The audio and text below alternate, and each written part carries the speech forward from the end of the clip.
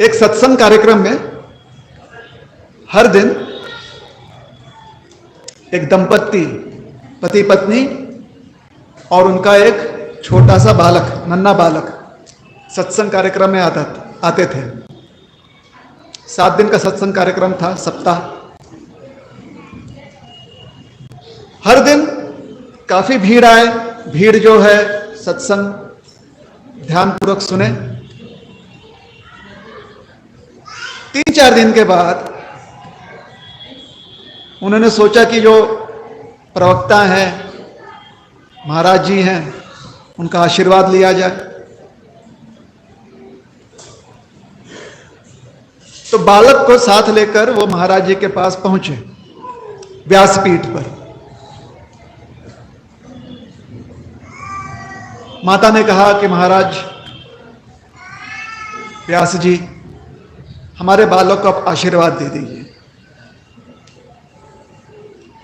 महाराज जी भी बड़े विनोदी थे। महाराज जी ने बेटे से कहा, ने जैसे कहा कि व्यास जी जो है थोड़े से विनोदी थे। उन्होंने कहा, बेटा, सत्संग कार्यक्रम में चुप बैठना चाहिए। क्या बैठना चाहिए? चुप बैठना चाहिए। बच्चा है ना, बच्चे हमेशा थोड़ा बहुत उधम करते रहते हैं। तो उन्होंने कहा सत्संग कार्यक्रम में चुप बैठना चाहिए। तो बच्चा ऐसे देख रहा उनकी तरफ। तो व्यास जी ने कहा कि आपको पता है क्यों चुप बैठना चाहिए कार्यक्रम में?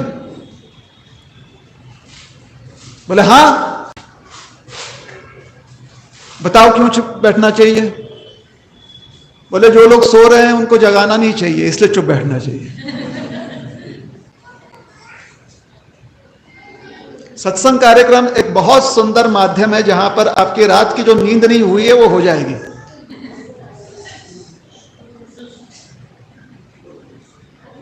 लेकिन सत्संग कार्यक्रम वह भी एक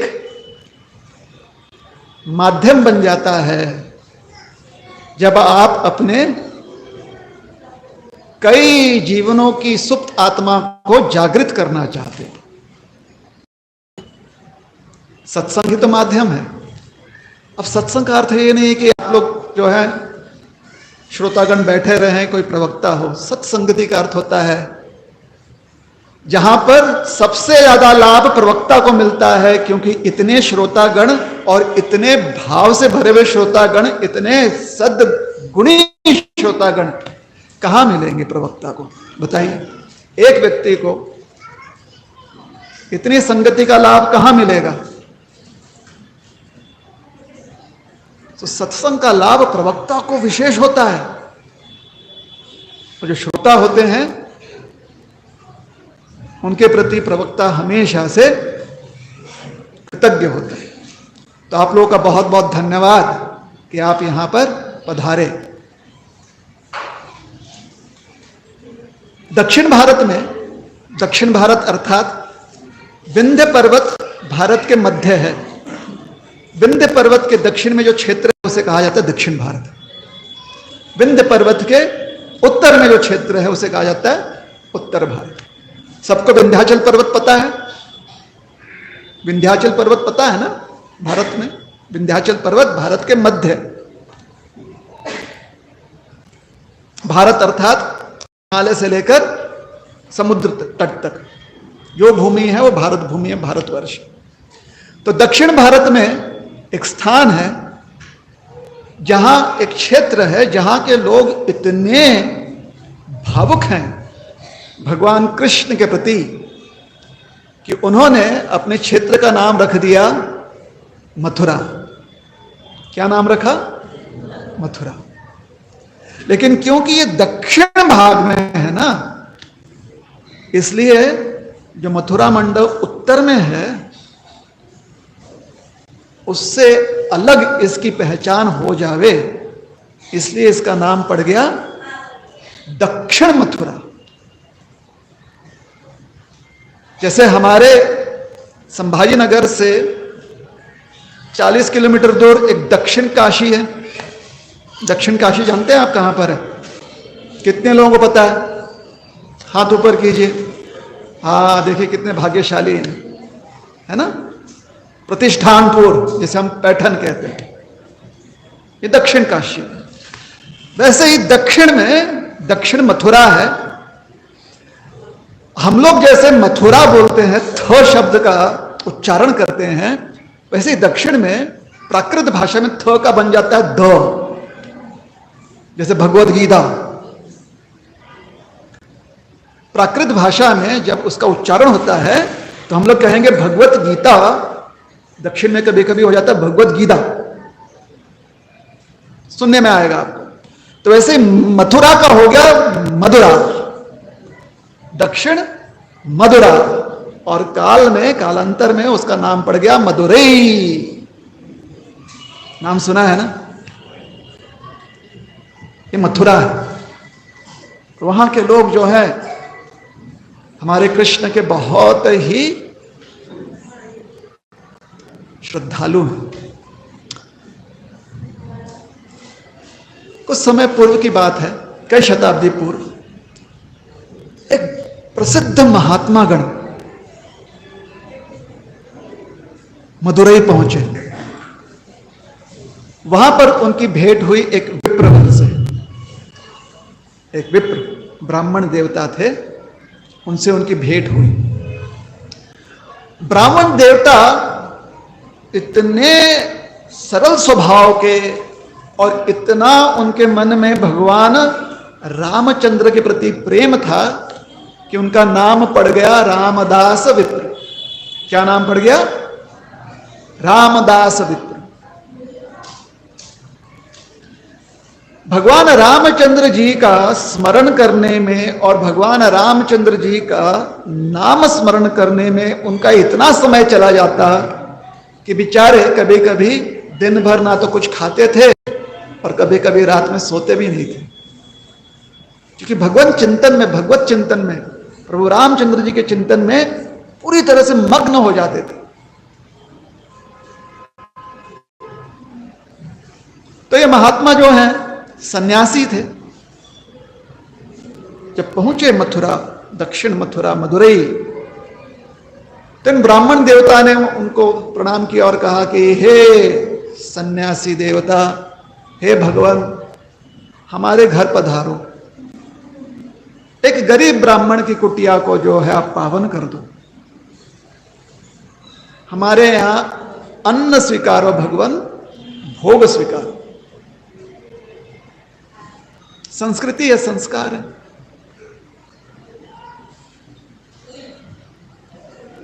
सन्यासी ने कहा ठीक है, मध्याह्न का भोजन हम आपके यहां ग्रहण करेंगे। सन्यासी अपने दिनचर्या में व्यस्त हो गए, अर्थात उनकी जो भी साधना थी, जो भी उनका कार्य था, उसमें व्यस्त हो गए। ब्राह्मण देवता अपने घर चले गए। रामदास विप्र के घर दोपहर में सन्यासी पहुंचे, मध्याह्न को सन्यासी पहुंचे। उन्होंने उनका स्वागत किया, आसन दिया, उनके चरण धोए और जो चरण जल था उसे अपने माथे पर स्वीकारा। फिर बैठ गए उनके पास और राम नाम में पूरी तरह से मग्न हो गए। उनके पास बैठ कर ही श्री राम जय राम, श्री राम जय राम, जय जय राम, बैठ कर। अब सन्यासी जी ने पूछा, हे विप्रवर, भोजन का कुछ भोजन? उन्होंने कहा, सन्यासी देव, भोजन में थोड़ा विलंब है। विलंब है? बोले हाँ, हमारे यहां भोजन थोड़ा अलग से पकता है, प्रक्रिया अलग है। जब लक्ष्मण भैया जंगल में से कुछ कंदमूल और लकड़ियां ले आएंगे, तब सीता माता भोजन पकाएंगी, और जब तक वो भोजन सीता माई नहीं पकाएंगी तब तक भोजन हम भोग लगा नहीं सकते। वाह, क्या भाव है। लक्ष्मण भैया गए हैं जंगल में,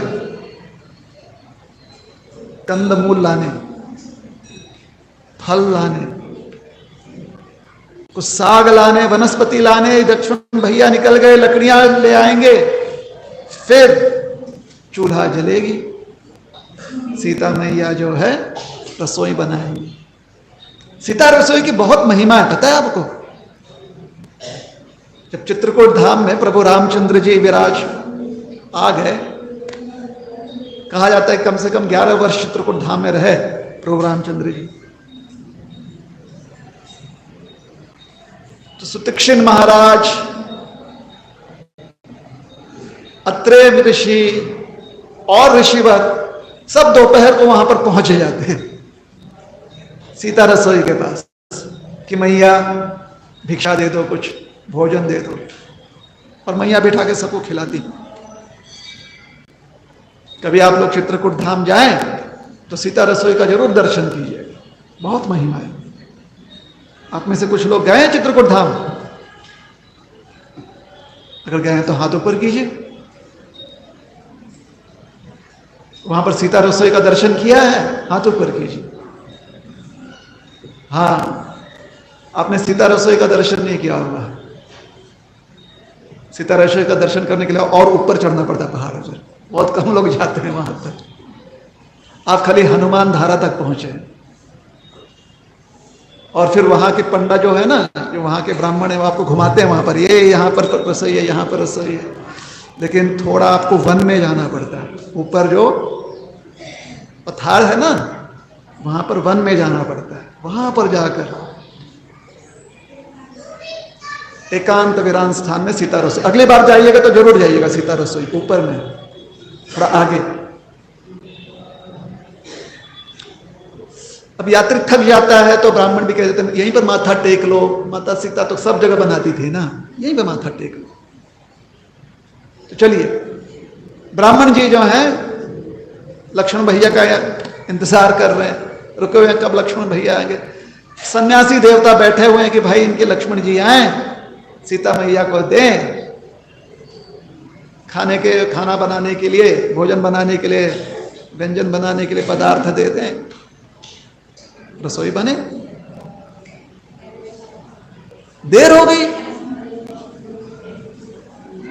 अचानक ब्राह्मण देवता को अचानक उन्हें एहसास हुआ, उन्हें लगा कि अरे अरे, हमने तो घर में सन्यासी महाराज को बुलाया है और अभी तक भोजन बनाकर नहीं दिया, ये तो बड़ी गलती हो गई। तो फटाफट उनके सामने भोजन बना दिया, थोड़ी देरी में, विलंब में, लेकिन भोजन बना, और श्री भगवान को भोग लगाकर सन्यासी महाराज को भोजन परोसा, प्रसादी परोस दिया, और बहुत प्रेम से सन्यासी महाराज को खिलाया। सन्यासी महाराज बड़े प्रसन्न हुए भोजन ग्रहण करके। बड़ा ही स्वादिष्ट भोजन था, बड़ा ही स्वादिष्ट प्रसादी थी। उन्होंने कहा हे विप्रवर, अब आप भी भोजन ग्रहण कर लीजिए। रामदास विप्र फूट फूट के रोने लगे, हम कैसे भोजन कर ले, हमारे गले के नीचे तो एक निवाला भी ना उतरे। सन्यासी महाराज ने पूछा अब क्या हुआ? उन्होंने कहा महाराज, ये रावण इतना दुष्ट है कि सीता मैया को हरण करके ले गया है। जब से ये समाचार हमने सुना है कि सीता मैया का हरण कर लिया रावण, उस रावण की हिम्मत कैसे हुई, उस दशानन की हिम्मत कैसे हुई कि हमारे सीता मैया को स्पर्श करे। तब से भोजन करने की इच्छा ही चली गई है, बस रोना आता है, रोते रहता हूं मैं कि क्यों क्यों क्यों रावण ने ये दुष्कर्म किया, काश मेरे प्राण निकल जाते। महाराज आप कह रहे हो भोजन करने के लिए, आप मेरे प्राण हर लो, मैं जीवित क्यों हूं? सीता माई को रावण हर कर लेकर चला गया और मैं जीवित हूं, श्वास अभी भी मेरी चल रही है। रोने लगा। सन्यासी महाराज ने समझाया कि देखिए, हे ब्राह्मण देवता, थोड़ा तर्क का प्रयोग कीजिए। सीता माई है कौन? सीता माई है शुद्ध चेतना। अरे सीता मैया तो साक्षात परमेश्वरी है। सीता मैया जो है वो परम देवी है, भगवान की शक्ति है। उनकी कृपा से तो ये सृजन होता है, उनकी कृपा से ही तो भगवान जो है पालन करते हैं। भगवान को आनंद देने वाली जो तत्व है वो है सीता देवी। भगवान जिसमें पूरी तरह से रम जाते हैं वो है सीता माई। अब इतने शुद्ध तत्व को कोई भी भौतिक वस्तु कैसे स्पर्श कर सकता है? भौतिक तत्वों में इतनी शक्ति नहीं है कि दिव्य चेतना को स्पर्श कर सके। भौतिक शक्ति, भौतिक गुणों में इतना दम नहीं है कि सीता मैया को स्पर्श कर सके। इसलिए ब्राह्मण देवता रावण जिसको हर कर ले गए थे वो सीता माई नहीं है, वो एक मायावी स्वरूप है सीता मैया का। ब्राह्मण देवता ने कहा, हाँ सन्यासी वर, ये बात सही है महाराज जी, आप सही कह रहे हो। रावण ने सीता मैया को नहीं हरा। रावण जिसको ले गया वो मायावी स्वरूप थी।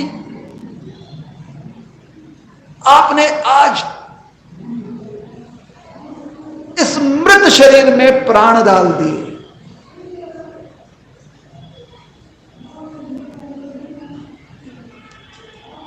सन्यासी जी ने कहा, भोजन ग्रहण करें। बड़े आनंद से रामदास विप्र ने भोजन ग्रहण किया। रात्रि को सन्यासी महाराज वहीं पर विश्राम किए।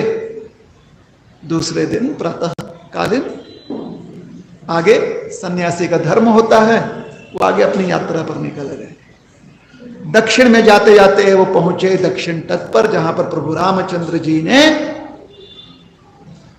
अपना धनुष रखकर उस तीर्थ को, उस स्थान को पवित्र किया था, जिसे आज उस क्षेत्र को हम धनुष तीर्थ नाम से जानते हैं। धनुष तीर्थ पहुंचकर वहां पर प्रभु रामचंद्र जी ने दर्शन किया। वहां पर लीला का, क्षमा कीजिए, प्रभु रामचंद्र जी ने, सन्यासी महाराज ने दर्शन किया, लीला स्मरण किया। और फिर वहां से कृतमाला नदी के तट पर पहुंचे।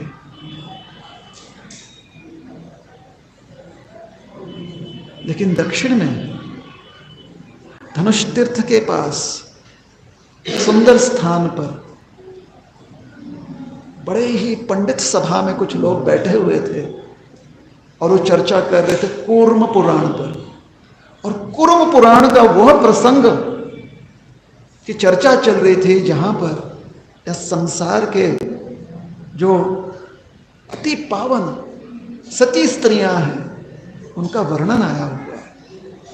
और सारे जो सती हैं जिनके नाम मात्र से, नाम उनका अगर नाम मात्र व्यक्ति स्मरण कर ले या श्रवण कर ले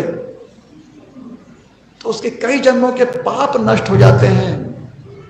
ये वो स्त्रियां हैं, ये वो माताएं हैं। और इनमें श्रेष्ठ जो है, कूर्म पुराण में कहा गया है, श्रेष्ठ सती जो माता है वो है सीता माई। सीता माई सर्वश्रेष्ठ सती है।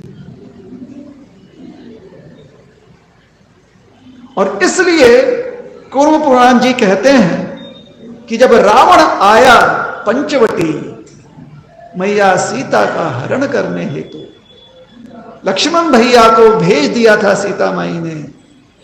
प्रभु रामचंद्र जी का शोध करने। तो वाल्मीकि जी तो इस प्रसंग का वर्णन स्वयं करते हैं, कुर्म पुराण जी भी वर्णन करते हैं। कुर्म पुराण में व्यास जी कहते हैं, सूत गोस्वामी महाराज जी कहते हैं कि मैया सीता जानती थी कि रावण आया है। मैया जानती थी कि प्रभु रामचंद्र जी का अवतार हुआ है रावण जैसे राक्षसों का अंत करने हेतु।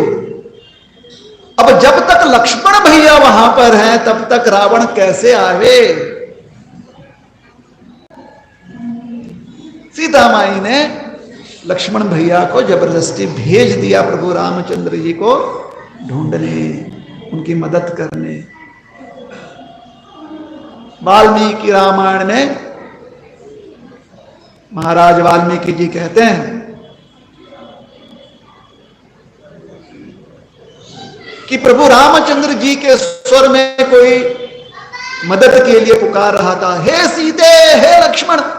सीता माई ने कहा, भैया बड़े भाई आपके जो हैं लगता है किसी संकट में, आप जाएं उनकी मदद करने जाए।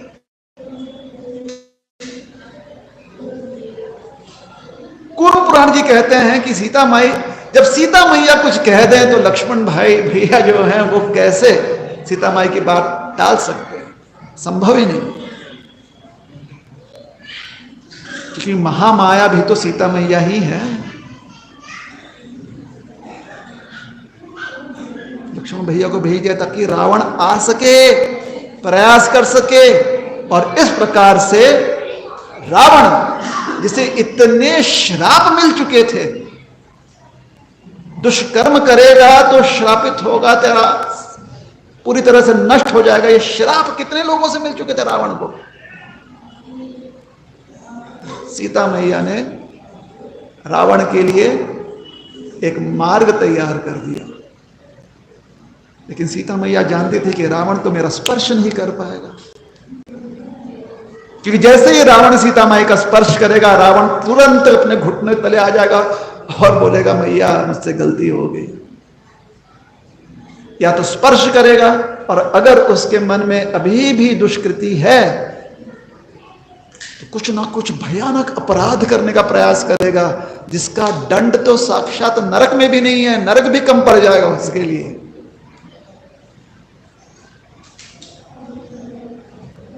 तो सीता मैया ने आह्वान किया अग्निदेव का, और अग्निदेव में प्रविष्ट हो गई सीता माई, और अग्निदेव ने वहां पर एक मायावी सीता स्वरूप प्रकट कर दिया पंचवटी में। और इसलिए जब रावण आकर भिक्षा मांगता है उस समय कुर्म पुराण जी कहते हैं कि वो मायावी सीता है। मायावी सीता नहीं, मायावी स्वरूप है। और जब प्रभु रामचंद्र जी रावण का अंत करके वापस सीता माई को,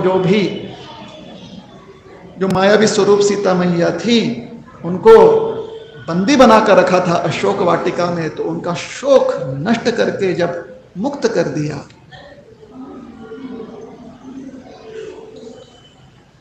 तो सीता मैया किसी कारण से अग्नि परीक्षा देने गई। अग्नि में जब प्रविष्ट हुई मायावी सीता, तो अग्निदेव ने मायावी सीता को, जो मायावी स्वरूप था सीता मैया का, उसे वापस ले लिया, और जो शुद्ध अति पावन सर्वश्रेष्ठ सती स्वरूप सीता मैया है उन्हें प्रस्तुत किए। सन्यासी महाराज ने जब ये सुना, देखिए आप लोग भूल गए थे ना कहां पर कथा चल रही थी। ये कथा चल रही थी उस पंडित सभा में। कहां पर पंडित सभा है? धनुष तीर्थ क्षेत्र।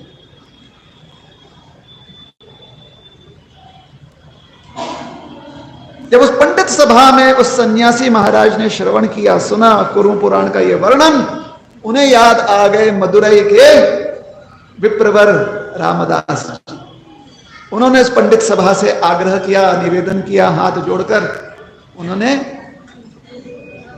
उनसे रिक्वेस्ट किया, निवेदन किया, आप कृपया करके ये कुर्म पुराण की जो प्रति है वो मुझे दे दें। बहुत पुरातन प्रति थी, इसे भोजपत्र पर लिखित प्रति थी,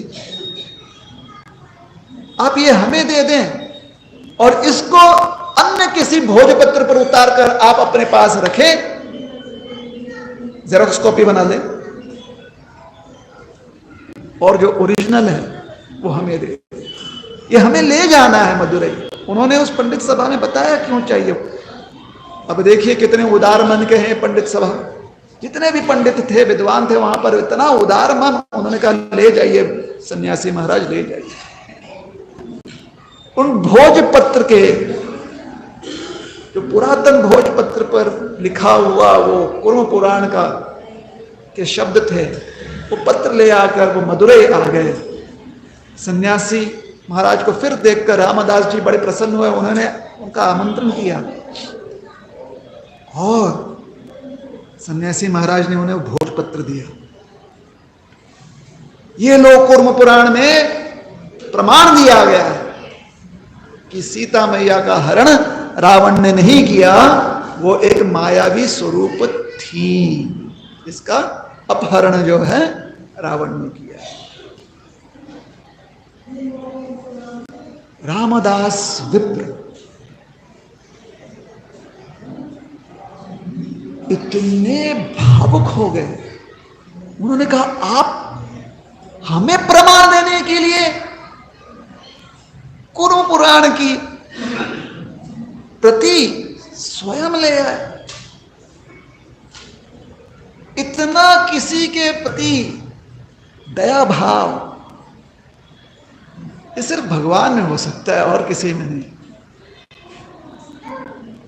आज हम पूरी तरह से निश्चिंत हो गए हैं कि आप ही साक्षात प्रभु रामचंद्र जी हो, जो ये स्वरूप सन्यासी का स्वरूप धारण करके यहां पर पधारे हो। सन्यासी महाराज मुस्कुराए,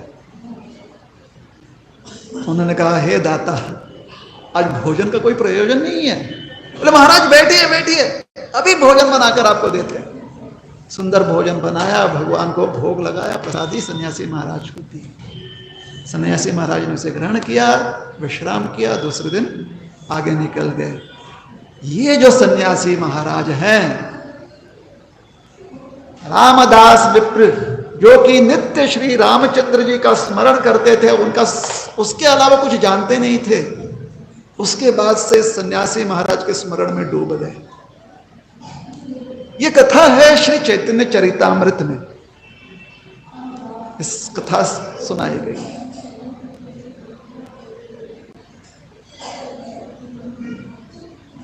शास्त्र में समझाया गया है कि कलयुग में भगवान जब अवतरित होते हैं तो नाम संकीर्तन स्थापन करने हेतु अवतरित होते हैं, क्योंकि कलयुग में नाम संकीर्तन ही सिद्धि का मार्ग है, ऐसे शास्त्र समझाते हैं। क्यों? क्योंकि वह अत्यंत सरल और बहुत ही शुभदायी,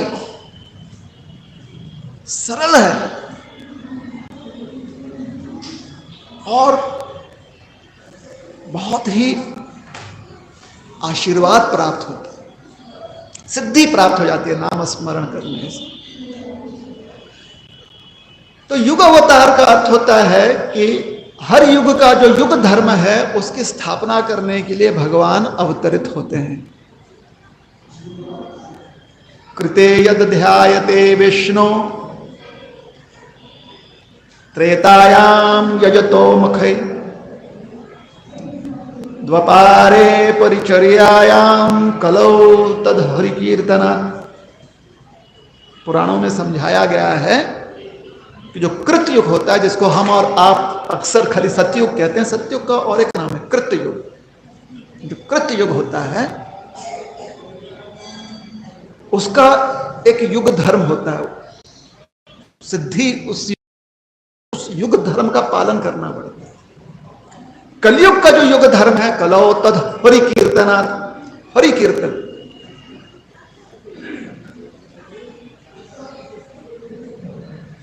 और हरि कीर्तन की स्थापना, यह हरि संकीर्तन किस प्रकार से मन लगाकर करना चाहिए, ये भगवान के अलावा इससे सुंदर प्रदर्शन और कौन कर सकता है? किसके पास इतनी क्षमता है कि हरि कीर्तन शुद्ध रूप में कर सके श्री भगवान के अलावा? इसलिए जब भगवान स्वयं भक्त बन जाते हैं तो बिल्कुल भक्ति की परिकाष्ठा व्यक्त करते हैं भगवान, जब स्वयं भक्त बन जाते हैं। और इसलिए शास्त्र में समझाया गया है कि कलयुग में श्री भगवान जो हैं हरि संकीर्तन स्थापन करने के लिए सुवर्ण वर्ण हेमांगो, सुवर्ण वर्ण गौर वर्ण धारण करके आएंगे।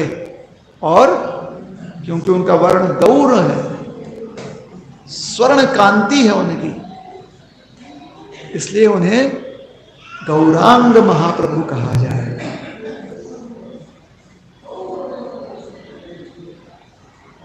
कृष्ण जब कलयुग में अवतार लेते हैं, कलयुग में प्रकट होते हैं, प्रभु रामचंद्र जी जब कलयुग में प्रकट होते हैं तो शास्त्र में प्रमाण है कि वो सच्ची नंदन अर्थात श्री गौरांग महाप्रभु के रूप में प्रकट होते हैं। आज यहां पर जो सिंहासन है वहां पर साक्षात राम दरबार विराजे हैं। प्रभु रामचंद्र जी हैं, लक्ष्मण भैया हैं, सीता मैया है, हनुमान जी महाराज हैं, समर्थ स्वामी जी भी हैं राम दरबारी। और साथ ही साथ यहां पर श्री गौरांग महाप्रभु भी आए। यहां पर जो आप दर्शन कर रहे हैं ये वही सन्यासी महाराज हैं जिनकी हम चर्चा कर रहे थे। ये कलयुग में संन्यासकृत क्षमा शांत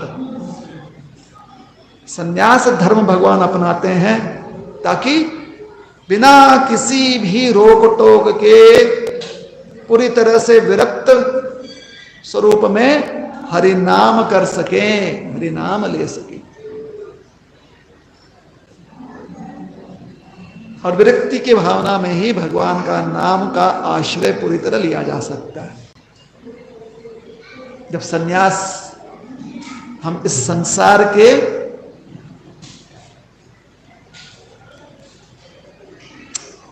जो प्रलोभन है उससे हम सन्यास ले लें, संसार का जो प्रलोभन है कि जिह्वा इतना खाकर भी कभी संतुष्ट नहीं होती, कान इतना अपने बारे में मधुर वचन सुनकर भी संतुष्ट नहीं होते। अच्छा बताइए, आपके जीवन काल में कुछ ना कुछ आपने बहुत अच्छे कर्म किए ही होंगे जिसके कारण आपको किसी न किसी ने कहा होगा कि भैया, दीदी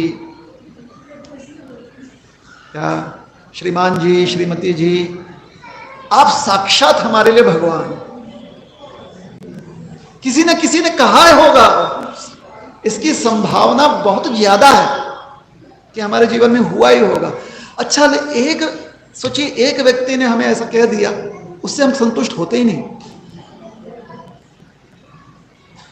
क्योंकि जैसे ही कोई दूसरा आगे चलकर हमसे कहता है हमें फिर से उतना ही आनंद होता है। आज और एक व्यक्ति ने हमसे कह दिया कि हम कितने महान हैं। और जितने बार हमें ये महानता का, जितने बार हमारे जीवन में उद्घोषणा होती है, उतने बार हमें आनंद के ऊपर आनंद आता है। कभी संतुष्ट नहीं होता व्यक्ति, कभी व्यक्ति ये नहीं कहता कि ठीक है, अब ये महानता की इतना अपने महानता की बात सुन रहे हैं हम, अब समाप्त हो गया, अब नहीं सुनना है, कभी नहीं कहता व्यक्ति। तो कान इतना सुन सुनकर पक गए हैं लेकिन फिर भी संतुष्टि है नहीं। जिह्वा इतना खा खा कर पक चुकी है लेकिन फिर भी संतुष्टि है नहीं। अब कुछ लोग बोलते हैं नहीं महाराज, हम तो खाली बिल्कुल सादा भोजन खाते हैं, लेकिन वो भी तो 1.5 सेर खाते हो। उसका क्या? खिचड़ी खाता व्यक्ति तो इतना खाता है कि खिचड़ी को खुद शर्म आ जाती है कि भाई मैं सादा भोजन हूं या कुछ और हूं, 56 भोग हूं। बरोबर है कि नहीं? साबुदाणे की खिचड़ी कितनी खाते हो आप? अब एकादशी व्रत के दिन किसी ने कहा था कि साबुदाना का आप खिचड़ी बनाकर खा लो।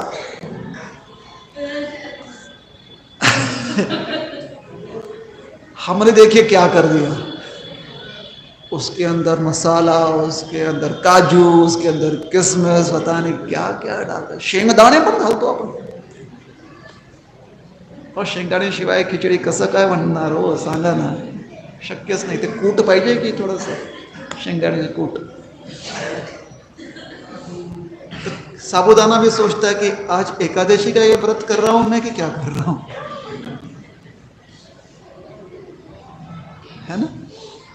तो जिह्वा पक चुकी है लेकिन स्वाद का अंत दिखाई नहीं दे रहा। कान पक चुके हैं लेकिन अपने गुणगान का अंत नहीं दिखाई दे रहा। आंख थक चुके हैं लेकिन सौंदर्य का भोग करने की अभिलाषा जाती ही नहीं। मोबाइल फोन देख लीजिए अपना, सुबह उठते ही उसका दर्शन ना करे तो लगता है 7 जन्म जो फेरे लिए थे वो पूरे नहीं हुए हमारे।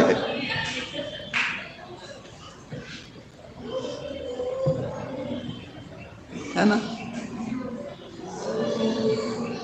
तो इसलिए जब तक संन्यास नहीं ले लेते अपने भौतिक प्रलोभनों से, विरक्ति नहीं आ जाती, तब तक हरिनाम ठीक से लिया नहीं जाएगा। और इसलिए विरक्ति के भाव में हरिनाम कैसे लेना चाहिए, श्री भगवान के सिवा या उनसे सुंदर, उनसे बेहतर, उनसे अच्छा और कहां से उदाहरण मिलेगा? इसे साक्षात श्री भगवान जो संन्यास क्षमा शांत। तो रामदास विप्र ने जो कहा था, बताइए गलत कहा था क्या? नहीं, गलत नहीं कहा था। और आज हम कितने भाग्यशाली हैं कि यहां पर आकर हमने प्रभु रामचंद्र जी का दर्शन कर लिया, क्योंकि हम जानते हैं कि यहां पर राम दरबार है। लेकिन भाग्य की बात तो ये देखिए कि वही प्रभु रामचंद्र जी जब गौरांग महाप्रभु के रूप में आए हैं और वही लक्ष्मण भैया जब नित्यानंद प्रभु के रूप में आए, ये 2 भाई जो यहां पर खड़े हैं, गौर और निताय, किसे पता था कि इनका भी दर्शन यहां पर हो जाएगा? ये बड़े भाग्य की बात है ना कि यहां पर भगवान का दर्शन हुआ। और कैसे दर्शन हुआ? अरे कुछ लोग खींच ले आओ उनको, दोनों भाई पूछ रहे कहां ले जा रहे हो, कहां ले जा रहे हो? बोले खड़े रहो आप चुपचाप, हम कीर्तन करेंगे और रास्ते में बहुत सारा रिफ्रेशमेंट मिलेगा, हम खाएंगे, कीर्तन करते करते हम आपको खींचते खींचते ले आएंगे और यहां पर आपको विराजमान करेंगे कुछ समय के लिए ताकि आप दर्शन दे सको। तो श्री चैतन्य महाप्रभु जो हैं ये साक्षात भगवान हैं और नित्यानंद प्रभु जो हैं ये साक्षात दाऊजी महाराज हैं, भगवान की संधिनी शक्ति हैं। और इनके बारे में और ज्ञान प्राप्त करने हेतु अध्ययन करना बहुत जरूरी है। कहीं से भी आप जो है श्री चैतन्य चरितामृत जो है प्राप्त कर लीजिए और उसका अध्ययन जरूर कीजिएगा। चैतन्य महाप्रभु भगवान कृष्ण जो है जब हरिनाम संकीर्तन का यह सुंदर जो मार्ग है वो प्रकट कर रहे थे, व्यक्त किया उन्होंने, इसकी स्थापना की, तो विशेष करके उन्होंने समझाया कैसे करना है हरिनाम संकीर्तन। उनका दोनों हाथ ऐसे ऊपर उठाकर कि जो कुछ है सब तेरा है प्रभु, आज से मैं तुम्हारा और आप मेरे। बस दोनों हाथ ऐसे ऊपर करके भगवान का नाम अपने जिह्वा से लेना है। और एक मंत्र की बहुत महिमा है, ये 16 अक्षरी मंत्र है। हरे कृष्ण कृष्ण कृष्ण हरे हरे, हरे राम राम राम हरे हरे। ऐसे ही ऊपर करके कीर्तन करना है। और ऐसे कीर्तन करने से कलौ तद हरि कीर्तनात् इति षोडशकम नाम नाम कलौ कल्मषन। कल्मष, जितने भी कलयुग के कल्मष हैं, जो भी कलयुग का प्रभाव पड़ गया है, हमारी चेतना जो थोड़ा बहुत मलिन हो गई है। आप लोग अच्छे भक्त हो, लेकिन हम भी मानते हैं कि थोड़ी बहुत तो मलिन हो ही जाती है ना चेतना। तो ये थोड़ी बहुत चेतना मलिन हो गई है, थोड़ा उसमें कुछ ना कुछ अनावश्यक तत्व आ गए हैं, नाशनम, उसे नष्ट कर देता है। क्या नष्ट कर देता है? इति षोडशकम नाम नाम, ये 16 अक्षरी मंत्र। हरे कृष्ण कृष्ण कृष्ण हरे हरे राम राम राम हरे। तो आपसे यही निवेदन है, यही प्रार्थना है कि नित्य भगवान का नाम स्मरण करते रहें। हो सके तो जो भी आप स्मरण करते हैं उसके साथ साथ हरे कृष्ण महामंत्र का भी स्मरण करें। अगर आप कोई भी मंत्र स्मरण नहीं करते हैं तो फिर क्षमा कीजिएगा, फिर आप प्रयास कीजिए कि आप इस महामंत्र का नाम स्मरण कर सकें। जिह्वा से इसका उच्चारण करें, कर्णों से इसे ग्रहण करें और इस प्रकार से अपने हृदय के सुंदर सुंदर सिंहासन पर श्री श्री राधे श्याम को, श्री श्री सीताराम ठाकुर जी को जो है विराजमान होने दें। बहुत बहुत धन्यवाद। हरे कृष्ण।